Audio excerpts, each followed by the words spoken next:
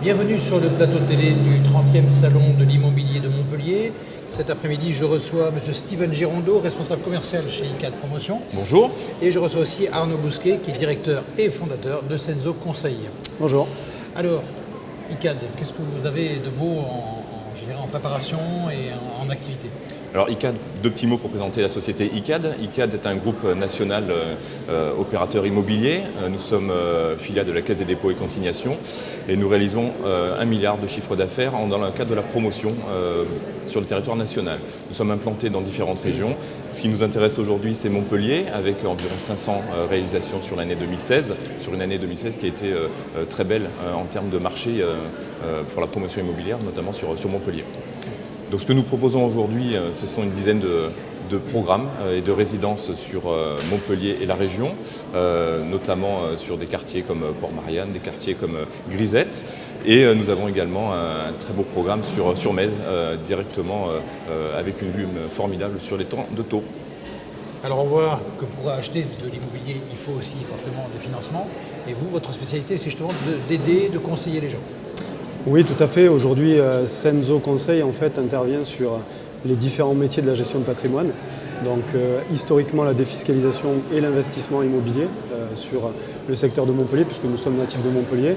Et nous sommes également donc courtiers en financement et courtiers en assurance. Donc on peut aider donc l'ensemble de nos clients dans la recherche de leurs biens immobiliers et aussi et surtout donc, dans le cadre de la recherche de leur financement, puisqu'on peut leur faire bénéficier de notre expertise pour trouver les meilleurs taux et les assurances du marché. Alors vous parlez de financement justement, est-ce que dans les programmes ICAD, la majeure partie des investisseurs sont justement pour de l'investissement locatif ou au contraire pour habiter? Alors l'investissement locatif représente à peu près 60% de notre production aujourd'hui, donc effectivement la loi Pinel a boosté ce pourcentage et effectivement nous avons besoin de partenaires pour pouvoir justement conseiller nos clients sur la défiscalisation qui va se terminer sur cette grosse année 2017 puisque le Pinel se termine à la fin de l'année, donc il y a un gros enjeu effectivement sur cette année. Alors justement, la loi Pinel s'arrête, est-ce qu'il y a une inquiétude? Est-ce que forcément il y aura autre chose à la place? On est sur une année d'élection, donc ça a beaucoup d'incertitudes pour vous? C'est sûr qu'il y a une certaine incertitude puisqu'on n'a pas de boule de cristal, donc forcément on attend avec impatience déjà l'échéance du mois de mai pour savoir qui est-ce que nous aurons au gouvernement et surtout à la tête de l'État. Après, traditionnellement, les lois de finances se succèdent et les dispositifs de défiscalisation se succèdent aussi puisque c'est vraiment un moteur dans le cadre du développement dans l'immobilier et pour le compte de l'économie nationale. Donc on sait que quoi qu'il en soit, on aura un dispositif qui viendra prendre le relais de ce dispositif Pinel qui est un vrai argument aujourd'hui pour l'investisseur et notamment pour l'emploi. Justement, on disait que ça faisait longtemps qu'il n'y avait pas eu un dispositif aussi intéressant et avantageux. Vous pensez qu'on pourra faire aussi bien ou mieux encore? On l'espère. Aujourd'hui, c'est vrai que le Pinel est une loi qui est tout à fait démocratisée, je trouve, et qui est extrêmement équitable pour le compte de l'investisseur, puisque aujourd'hui, on peut bénéficier d'une réduction d'impôt en fonction du montant de l'impôt que l'on paye. Et clairement, la réduction n'est pas du tout subordonnée à sa tranche marginale d'impôt pour le compte de l'investisseur. Donc un petit investisseur qui a peu de fiscalité pourra trouver vraiment son intérêt avec un petit produit et ça le sera tout autant pour un gros investisseur qui aura besoin d'une grosse force de frappe. Après, qu'est-ce qui l'adviendra sur ces futures années? On attendra, mais nous on sera on va dire en veille permanente pour voir ce que l'on aura l'année prochaine. Justement, on parle d'investisseurs, gros investisseurs, petits investisseurs. Quels sont vos clients? Ce sont plutôt des gens qui cherchent je dirais un investissement locatif plutôt type T2, ou vous avez plutôt des gens qui viennent sur du T3, T4? Alors on a de tout. C'est vrai que l'avantage de la loi Pinel, c'est qu'on peut défiscaliser jusqu'à 300 000 euros en achetant jusqu'à 300 000 euros. Donc ça nous laisse une large frange de possibilités en termes de produits. Ça peut aller du T2 jusqu'au T3 effectivement. Et aujourd'hui, nous avons pas mal de clientèle qui cherchent à avoir à la fois de l'investissement de défiscalisation sur des biens en T3 pour justement le garder par la suite pour faire du patrimoine et venir, pourquoi pas, se loger sur Montpellier. L'évolution justement de de la clientèle, des familles monoparentales ou des familles recomposées, ça implique aussi des évolutions dans les choix de programmes? Ça implique forcément des évolutions. Ça aide surtout à avoir aussi une dynamique en termes de marché sur Montpellier qui ne se dément pas, parce que 3800 ventes l'année dernière rien que sur Montpellier, donc c'est un chiffre important. Et c'est vrai qu'il faut aujourd'hui œuvrer pour pouvoir développer encore plus cette activité, puisque malheureusement, on a une problématique de foncier qui fait qu'on pourrait développer encore un peu plus et séduire d'autres clientèles qui aujourd'hui un petit peu limité.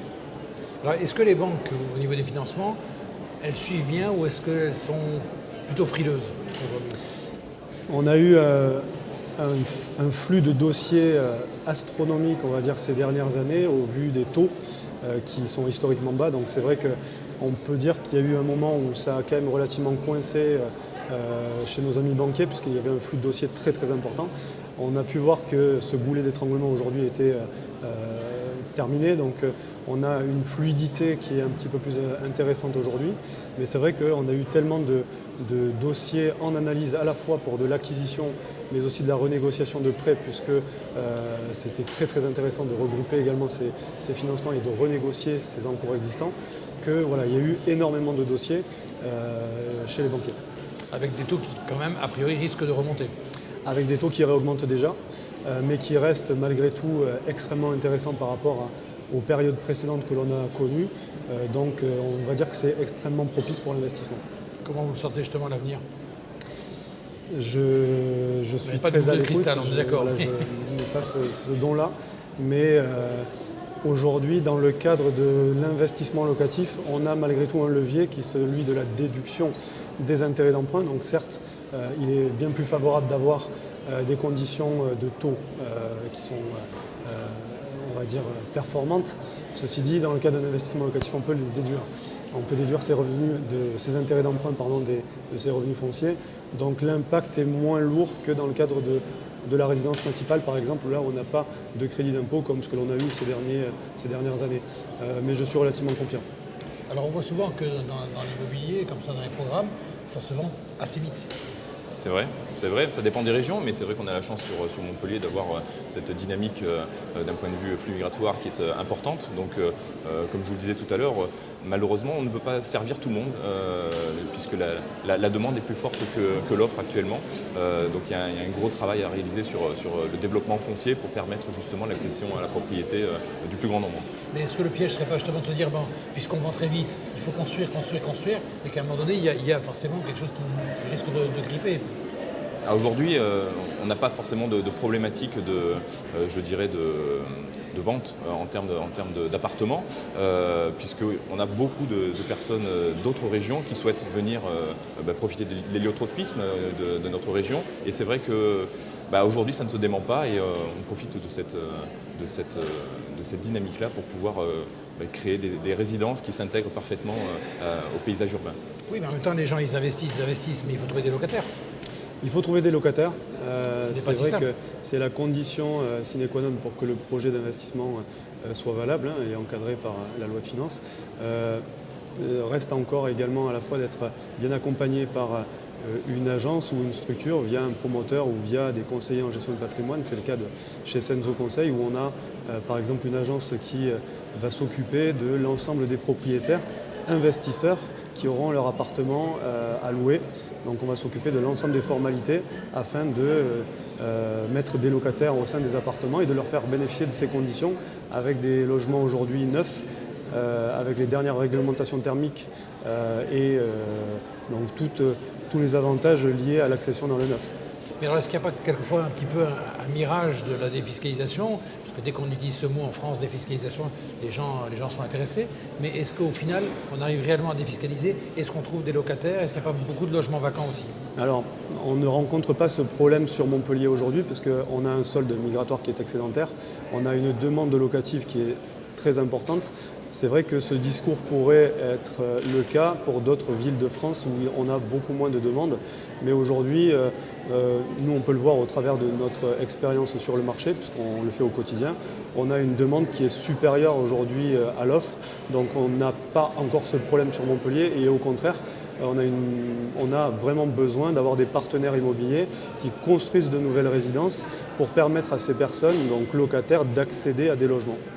Dernière question, est-ce que le prix de l'immobilier actuellement au mètre carré, est-ce qu'il est juste ou est-ce qu'il est quand même encore un peu élevé?